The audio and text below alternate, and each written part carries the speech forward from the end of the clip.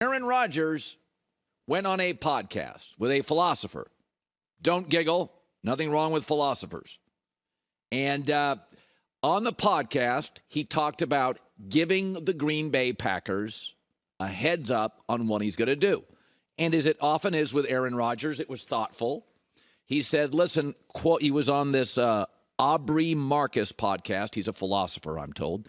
He said there's a finality to the decision. I'm not taking it lightly. I don't want to drag anybody around. I'm answering questions because I got asked about it. I'm talking about it because it's important to me. If you don't like it, you think it's drama, you think I'm a diva or whatever, tune it out. That's fine. But this is my life. It's important to me.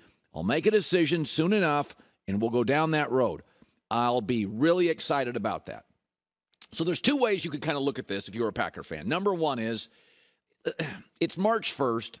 The season ended February 12th. It's no big deal.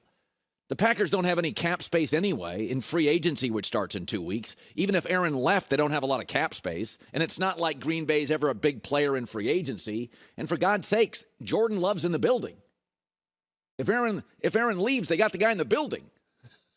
The season just ended a couple of weeks ago. It ain't that big of a deal. In Green Bay free agency, it's an eye roll. It's not like people are lining up to go there and they don't have much cap space with or without Aaron. You could look at it the second way. Season ended January 8th. You're taking retreats. You just spent 4 days in darkness. Come out with an answer. I mean, what you doing there? I get that one too. Be a grown-up, make a decision.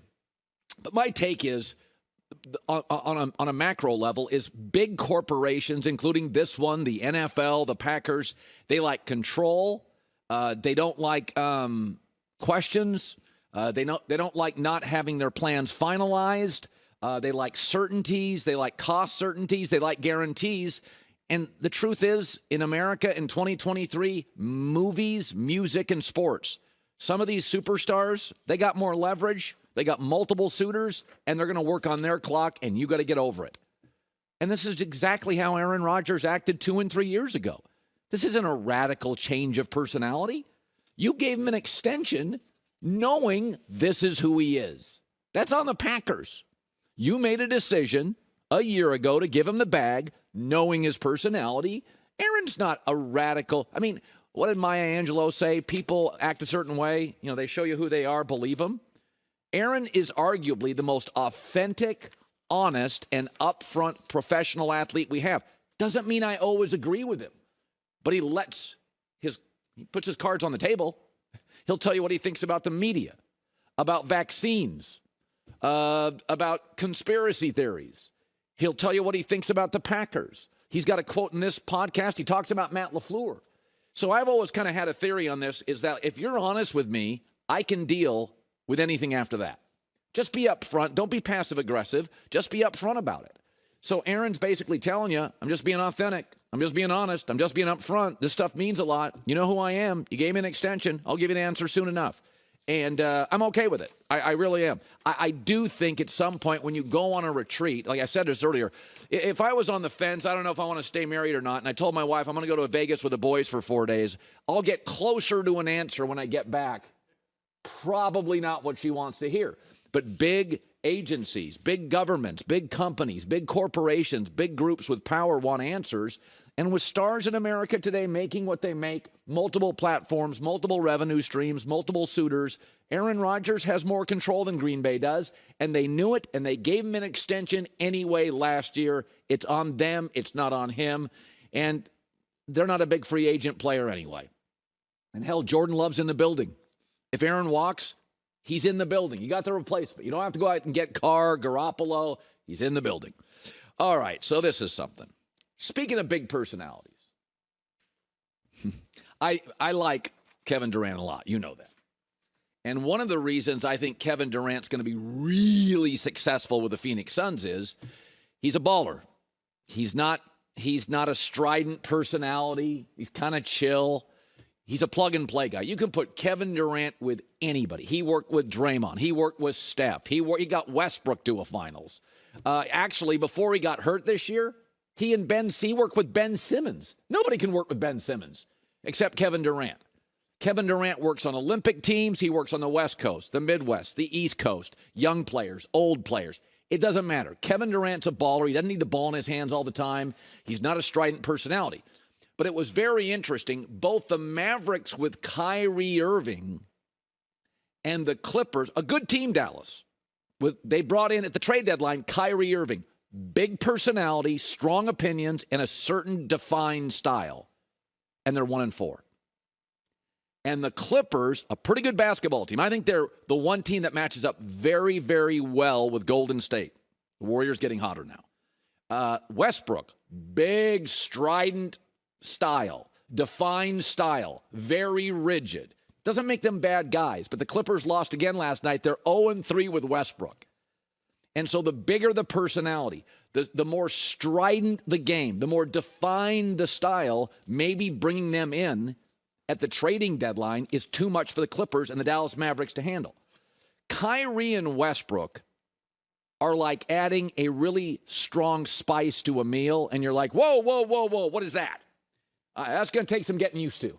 They are strong. They'll tell you what they think.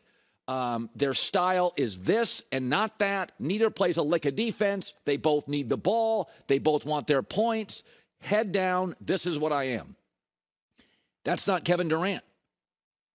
Kevin Durant, you can add him to any dish. It doesn't. He worked with Ben Simmons. They were a 2 seed before he got hurt. He worked with Steph. He worked with Draymond. He worked with everybody. He was the only thing that worked in Brooklyn. The only thing. So he's going to hit it out of the park with the Suns starting tonight. He'll have big points, he'll dominate, and they'll roll. And I think they're going to get, my guess is they're getting to the Western Conference Finals. But Westbrook has struggled with James Harden. Hell, he struggled with LeBron. Nobody struggles with LeBron. Everybody works. Bosch worked. Battier worked. Ray Allen worked. D. Wade worked. Kyrie Irving worked. Kevin Love worked. J.R. Smith worked. Anthony Davis worked. KCP worked. Westbrook didn't work. Westbrook didn't work with LeBron. And so at the trading deadline in basketball, maybe it's simply asking too much to bring in a very ball-centric, defined personality at the break. It'd be different if you bring him in preseason.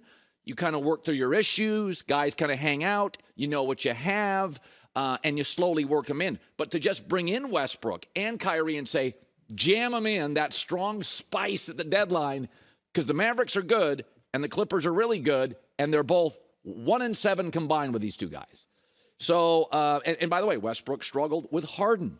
He struggled with Melo and Paul George. It goes back. Sam Presti runs Oklahoma City, highly respected, one of the smartest guys in basketball. And I don't have all the inner workings of it, but I still contend, as the league was becoming a shooter's league, Kevin Durant felt like the team was pro-Westbrook and not pro-Kevin. And in the end, I would have made it, and Sam's brilliant, but I would have made it abundantly clear years in advance, it's Durant's team. Westbrook, take it or leave it.